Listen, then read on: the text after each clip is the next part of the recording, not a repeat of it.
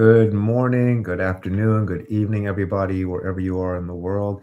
My name is Chris Richardson, President and General Counsel of BDV Solutions. I'm here today to talk a little bit about the news that came out yesterday. I think everyone was pretty shocked by the announcement by Secretary Rubio in the State Department about the pause in immigration for the 75 countries, including Brazil, Bangladesh, Nepal. Kind of what does it mean? Where did it come from? I'm going to talk a little bit about the background of kind of where this is coming from, and then how it impacts you all. First, so everyone has to think back to there's a couple of things going on here. One, in the news right now, obviously there was the tragic shooting in West Virginia by that visa applicant. That's one story. The other story, though, is the issue in Minnesota with Somalian nationals or Somalian Americans who are involved in welfare or public service fraud. And so essentially what's going on is the administration is saying that, hey, we want to take the federal investigation that we're doing in Minnesota, kind of make that national, right? And international even. And so the thought process is, and the thinking is that, well, if the subset of Somalian Americans are doing this, then potentially lots of different people from lots of different countries are doing this as well. And so likely what they did was they looked at the overstay rates of people in non-immigrant statuses. They looked at countries where maybe there's a little bit higher level of immigrants in certain categories doing different things. I'm sure there's a formula for the 75 countries that they picked, or the appearances of a formula for the 75 that they picked. And they're basically saying that, well, what can we do to show that we are doing action on this Minnesota issue on top of the shooting that happened in Washington against the two West Virginia National Guards people? And so those two things have come together, and they kind of went to the State Department, went to the different levels of government saying, hey, what can you all do about this? And that factors into something else that happened even longer ago, back in the first Trump administration. For those of us who've been doing immigration that long, during the first Trump administration, there was this issue form, documents, discussion around something called the public charge. What the public charge is basically, if you're someone who's immigrating to the United States, you cannot be somebody who's going to come over and take advantage of certain government services. The public charge rule, it's called the public charge rule, is probably the oldest, maybe the second oldest rule of immigration. It predates actually the Immigration and Nationality Act. It's from 1880, basically. And so it was the Chinese Exclusion Act, and there was this public charge form, and basically a public charge rule. Rule says that if you come here, you can't take part in different government benefits. There's some government benefits you can take part of, some of them you cannot. And the idea is that the U.S. government, as a policy, doesn't want people to come over from other countries just to take advantage of our government systems. They don't want you to come over and take advantage of our healthcare system. They don't want you just to come over and take advantage of things. And so that law has, over the years, come up and down. But during the first Trump administration, they released a form. They made it a lot more stringent. Biden came in. Biden took away that form, went back to the old way of doing the public charge. And so when the new Trump administration came in, they said, well, we want to bring back that old form that we had during the first administration, but this time make it even more strict. But you just can't like come out with a form. You have to actually go through, it's called like the Administrative Procedures Act. You got to actually go through, do a notice to the public. The public has time to comment.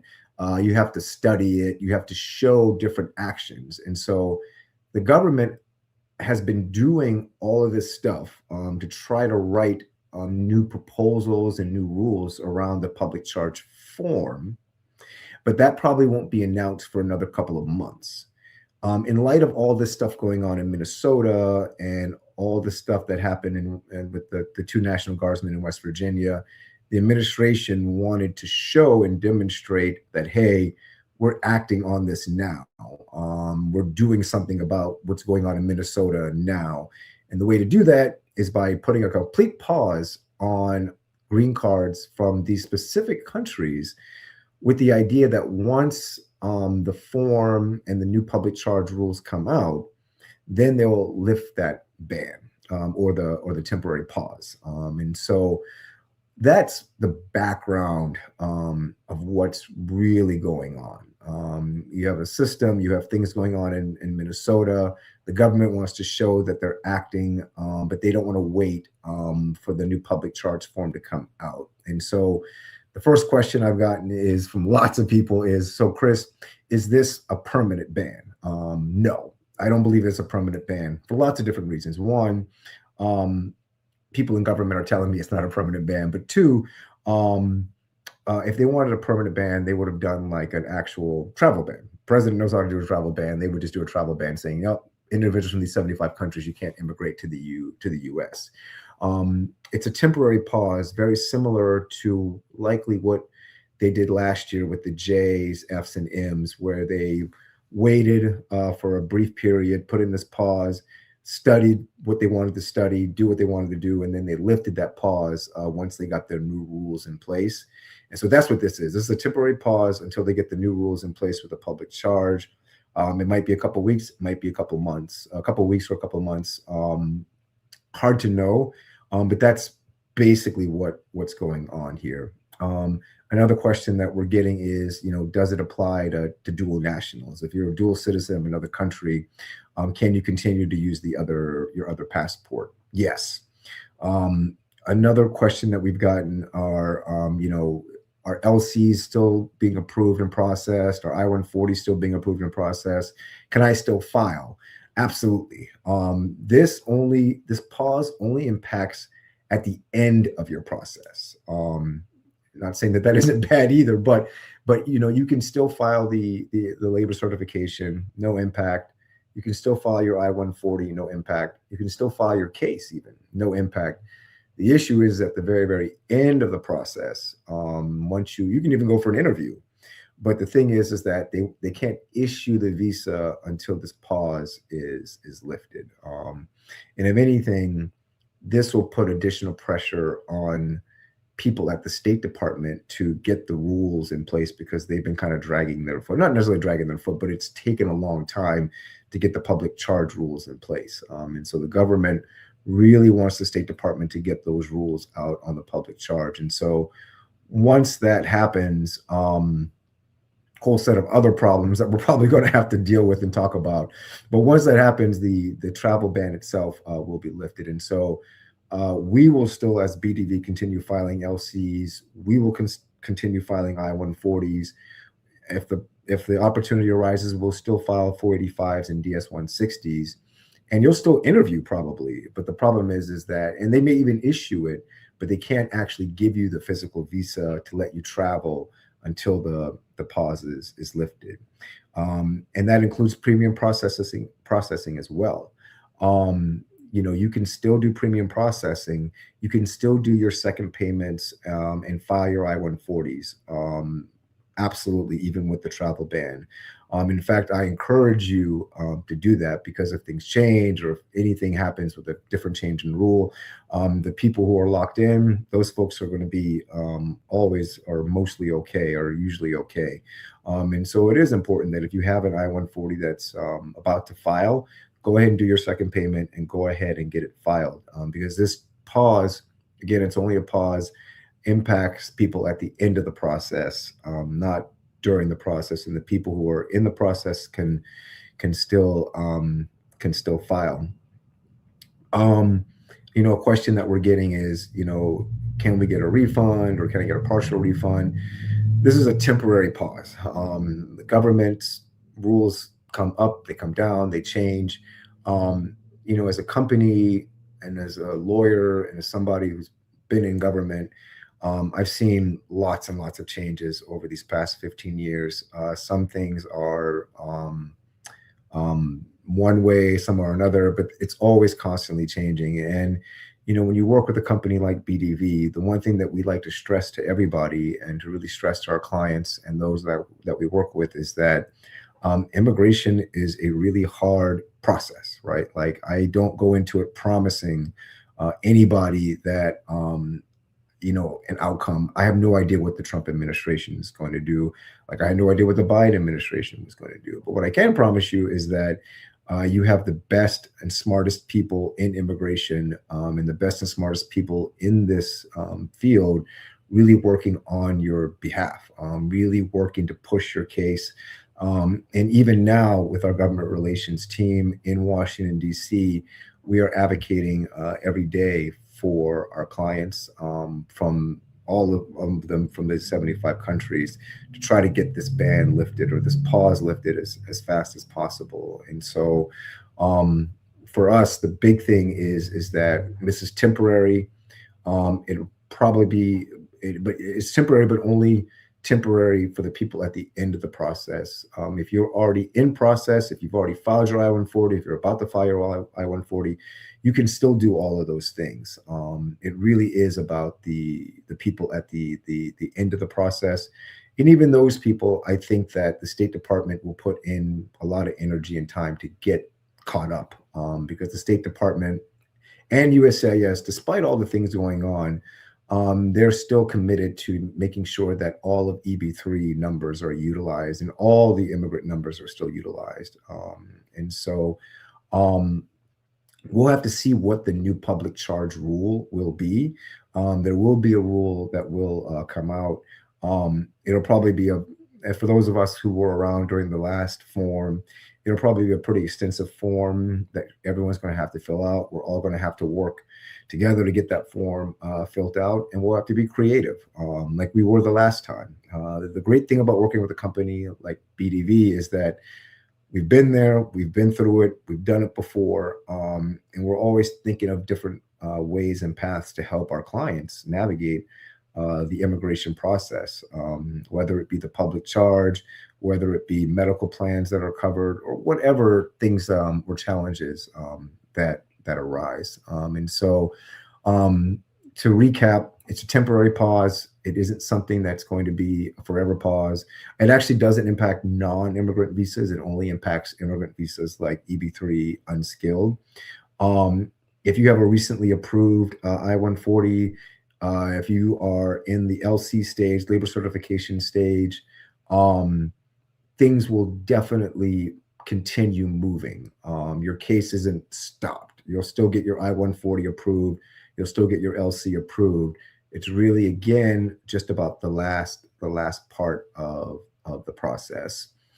I'm going to try to answer a couple of questions on the side, and I'm hoping our sales and marketing team are in there as well. Definitely, if you guys see questions, answer them too, but I will go ahead and pull up first. The first question I see is, Chris, do you think this process could be faster after this suspension? No, I don't think at the end of the day it will be faster. In theory, I can see why some people would think it would be faster because it's like, oh, great, like they can't issue green cards for these 75 countries, and now they're going to have to speed it up to get other people to issue, which is possible. Yeah, I guess that's always possible, but I don't think the ban is going to be around long enough, or the pause, I'm sorry, will be around long enough that it's going to impact like retrogression, or that it's going to impact the actual numbers. And so I think that the government's actual numbers are going to be as they are. And I assume the State Department, when looking at visa retrogression, will assume the same thing I am, that this pause won't be forever, and therefore there's not going to be a huge jump. I suspect there will be jumps in time with the visa bulletin, but I don't think the government is going to say, oh, this pause is forever, therefore we're going to have to jump our numbers. Now, if the pause were longer, like if it were more than a pause, then yeah, it could potentially impact the visa bulletin, but I don't think that that's going to happen now. Let's see. I am from Colombia. My I-140 was already approved. Right now, I'm waiting on my priority date to become current. So like I said, this doesn't impact your LC. It doesn't impact your I-140 being approved and filed. This process really only impacts people who are at the end of the process, who are interviewing for their green card, or actually even interviewed for their green card. And I do take hope in the fact the government released something saying basically that, you know what, if you have a visa interview, go to your visa interview, right? If they had planned on doing a permanent ban, a ban that would take place longer, the government wouldn't tell you to go to your visa interview. They would tell you that it's not going to happen. And so I do believe that this will be a very, very temporary pause, and people will be able to get their green cards. And I suspect the government will do their best to catch up for whether this ban is for a couple of weeks or a couple of months. If you're in the embassy in Bangladesh, if you're in the consulate in Brazil, or the one in Nepal, or the 72, 73 other countries, the government really is going to work its best to try to catch up, because that's still a priority, is making sure that they don't lose numbers. Somebody asked, is adjustment of status impacted by this? No. Sorry, I didn't mention that before, but adjustment of status is not impacted by it. It's just the consular side of things. That's also why I don't think the visa bulletin will be impacted, because I think they have more than enough people who are doing adjustment of status that they'll be able to meet the priority dates as well. But adjustment of status at this time is not impacted. Do you think the requirements for getting an EB3 visa might become stickier, like when it comes to English skills, age, weight, health issues, or financial backing? With the last travel ban, it isn't that the rules will necessarily get harder. It's just like you said, it'll get stickier, meaning that it's just you're going to have to do a lot more than what you're used to, right? And so during the last travel ban, or the last public charge issue during the last Trump administration, it was like a 19, 20-page form. You had to fill out this form. You had to attest to your health, your weight, like your financial, everything under the sun. It was very, very intrusive. And that's kind of the point, right? Like, it's not that they're going to necessarily deny your case. They may delay your case over it. It may make it a lot harder. It's just, in my view, another bump or another part of the journey in the process that they're going to put in place, right? And so there's already so many roadblocks in the journey as is, that this is just going to be another one in that process, unfortunately. And so I don't suspect that you'll see a lot of necessarily. I don't think the denial rate is going to skyrocket over it. I just think that you can see a lot of people being like, I don't want to do this. This is just a lot. It just feels like it's just too much. It feels overwhelming. And therefore I don't want to do it. And so I think that that's it's kind of the point of things like this, right? Is that it's there to discourage you from completing the process. It's there to discourage you from trying. But I do think that, like there's some, definitely politics involved in it, but there is always concern as a country, especially after what happened in Minnesota, with, what are people doing with taxpayer dollars? And so I think that that's a big concern. I don't understand a lot of the rationale for some of it. I could see Brazilians having a higher overstay rate. I think that it's a proven fact that Brazilians overstay on tourist visas. Then logically, you should probably target tourist visas and not immigrant visas. One doesn't really, I don't know why they would use overstay rates to justify a public charge rationale. But, I also think that there's probably politics involved too, right? Like the president of Brazil doesn't necessarily get along with the president of the United States. And sort of like, well, let's just put them on this pause list.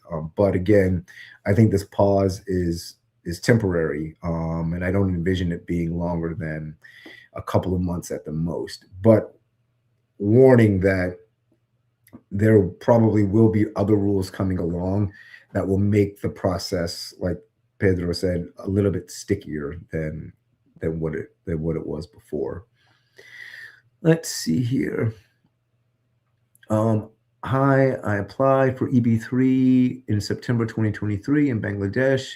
Now I'm waiting for the interview schedule. So what happens? And so if you applied in 2023, your case isn't current, but your case is still processing. Your case is still progressing. But if your case was current, you could still do an interview at the embassy in Bangladesh. It's just that they wouldn't necessarily issue the visa. And so I suspect that even during this ban, there will be people who will still be issued will still interview for their visas. But what will likely happen is that the minute the pause is uplifted or removed, most embassies aren't going to call back for re-interviews. They're just going to issue your visa.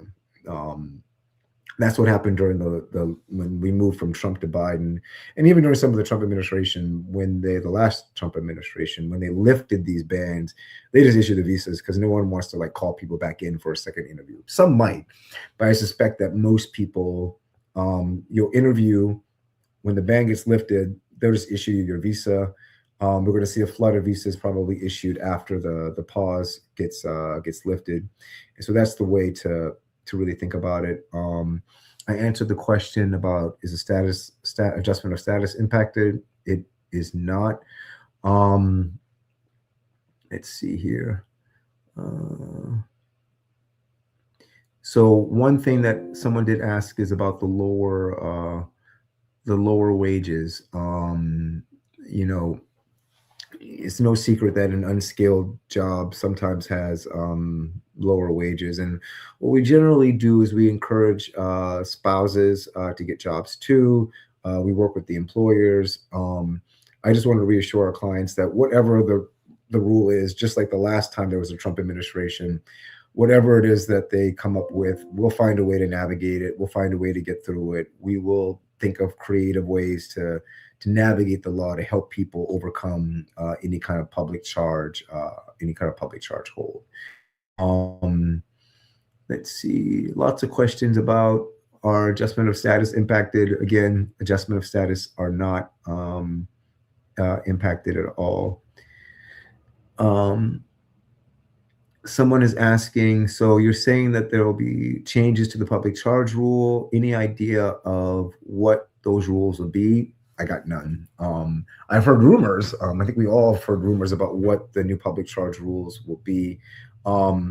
My guess is that if you have medical conditions, if you are, diabetic, if you have certain medical conditions that, or not even medical conditions, but if you don't necessarily have the money to carry yourself, you're going to have to prove and present a lot more documentation than before. Again, I don't imagine the denial rates skyrocketing, but I do imagine the administrative processing rate skyrocketing. I imagine a lot more people being discouraged about the process and not wanting to do it. I think that is what they're probably going to do, is that they're going to make it just a lot more difficult to do. And that's also one thing I didn't mention, and someone kind of alluded to this, obviously, like, this pause will be challenged in court. 100% sure of that. And I can't say that they won't win, especially in relation to the marriage cases, right? Like, I think that organizations and groups are going to find a judge who's going to be very sympathetic to the idea that you can't separate an American spouse from their married person in Bangladesh, Brazil, or Nepal, based on something that isn't necessarily connected to one another, right? And so if they really did use the overstay rate of non-immigrants as the basis for putting in this pause, I could see someone going to court and being like, no, that isn't a strong enough basis to deny the rights of an American citizen to be reunited with their spouse under the law. And so, one, I assume there will be court challenges to this pause. And so I would not be shocked if there were an injunction against the pause by next week or in 2 weeks even, right? And so we might be in a situation where we're talking about this pause now, and the pause might be over, not because the administration lifted it, but because the government and someone sued on it, right? Like I could see, if you did a pause against students, against Jays, I can see that kind of passing court muster, and I can see it being more difficult to get a an injunction against that. But if you are now depriving IR2s, which are the children of U.S. citizens, well, not children of U.S. citizens, but if you're depriving people of being able to be reunited with their families, that's a pretty high bar. And I don't know if the bar that the administration has set utilizing overstay rates is going to fly in court. And so even if all this all the pause stuff I'm talking about now, that's all assuming that it's going to pass muster in court. There are already people who are suing over it. There are already people suing it along the lines of what I've said. And so it's very, very possible that none of this stuff that I'm telling you is going to matter like in a week or two, because they might win in court. But even with the public charge things, I assume there'll be court challenges to that too, based on all sorts of discrimination, right? Like you can't discriminate on national origin. You can't discriminate on certain parts of health. Definitely can't discriminate on race. Like there's just certain things you can't do. And even though the president has a lot of broad leeway in immigration, those are not unlimited. And so I think a lot of the stuff the president and his administration does just to see, what sticks. And so, and there's a question on here by John asking, how long is temporary? Could be a couple of weeks, or it could be a couple of months, but I think it really depends on what the court says when these lawsuits happen, and two, how fast the State Department could get the new public charge rule out. And then even after the new public charge rule gets out, you should expect more court challenges. And so that's always an important thing to remember when these rules come out, when these things come out, is everyone is like really horrified by it and really shocked by it. But there is a system, there is courts, there are lots of different angles and people who are concerned and filing lawsuits and doing different things to stop things, right? And so, recently Haitians were told, oh, your TPS is going to be over. And then it's like, well, no, your TPS isn't over, right? Like there's always like a yin yang with immigration, especially now. And it's not that hard for an attorney to go out and file lawsuits. And lots of attorneys have already filed lawsuits on a lot of these things. And so we just have to see how it plays out in court. Let's see. I'm just going to go through and answer a couple more questions. I don't think the LC process, someone asking, do you think the LC approval process will take longer after the suspension? No. The Department of Labor has nothing to do with the suspension, this pause.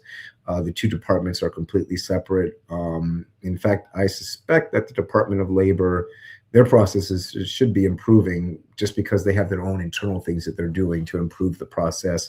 And our government relations team has definitely been looking into that too. And so I don't imagine DOL processing being impacted at all by this. This really is about the end of the process. I don't even think consular processing. I think people will still interview. I think people will still go for, and I think I could see even when I was a visa officer, we had stuff like this. We would tell people, well, hey, you got your green card. I'll give it to you and issue it as soon as this pause gets lifted. And so I think that you'll see that. But I do think that we're going to see a lot of court challenges, and we always do over these things. And so there are lots and lots of questions on here. Unfortunately, I can't get to all of them. I'm going to ask members of our team to go in and help try to answer them, as many of them as possible. You can always reach out to me personally.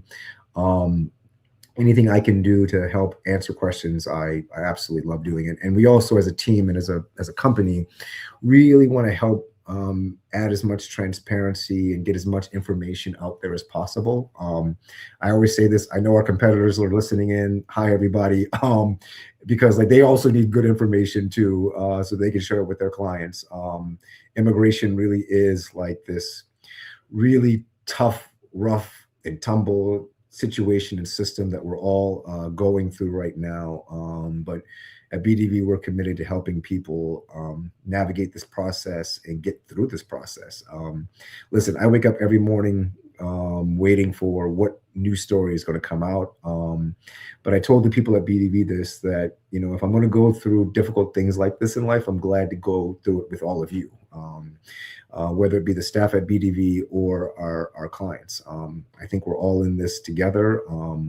It is going to be a rough it's going to be a rough period as we go through things like this, but you can definitely count on us as a team, our government relations team, our global mobility team, our operations, our customer success or client services.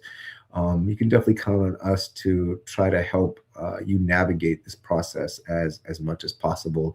That's what we're here for. That's why we have this company. That's what we're committed to doing, is making sure that we are able to give out as much information, as possible. And so, when you wake up in the morning, you see these stories, you're like, man, what's going on? Think about the fact that, there are a lot of people who've been through a lot of this stuff, and they're glad that they went through it, right? Like, I'll use a perfect example. We had lots of clients who were impacted by the first travel ban. And that travel ban got lifted. Lots of those people got green cards. And they got their green cards because they stuck with it, right? Like, I think a lot of this stuff is thrown out there to discourage us, to make us feel like the system doesn't work, the country doesn't work, we don't work. But we have a system, we have a process. It's not the easiest. It has bumps along the way where it makes it incredibly hard to get through, and it makes it incredibly discouraging. I had calls this morning with a couple of clients, who've been in tears about this travel ban and travel pause and just the different things going on in immigration. And I just tell people, hold your head high. You're coming to this country because you have an appreciation for what we do. You're coming to this country because you want to do something different. You want to build your life. You want to do something to set a whole generation of people after you in a different direction. And that's a great thing. That's what our country's about. Whatever goes on in the news, I will never deny that belief or ever not believe that that's what we're here for. So you want to come to this country to help build it and make it better because you believe you can. And it's my job and our company's job to help you do that, because we want you to be here to help make our country better, because we're working ourselves to make our country better every day, despite whatever happens in the news or whatever you hear about what Americans want or don't want. This is a great country to be in. It's a great land to be in. Your team here at BDV is working night and day to maintain that and keep it that way. And we love representing you. We really appreciate you entrusting us with this burden, not even a burden, but this benefit to helping you achieve that dream of being a green card holder and hopefully a U.S. citizen one day. It's very, very important to us. And so my long-winded way of saying thank you for just dealing with all this crazy stuff. Thank you for, being here despite all these things going on and still maintaining that faith and hope in our country during even stuff like this. And so if you have any questions, definitely reach out to us. Definitely, I hope I've answered a lot of your questions. And we'll do another one of these Facebook Lives again real soon, especially if more news comes out. If there is a court pause on the pause, which is very possible, right? You could have a pause on the pause. I'll definitely come back on here and we'll talk more about it. But thanks, everybody, and have a good rest of your day, evening, morning.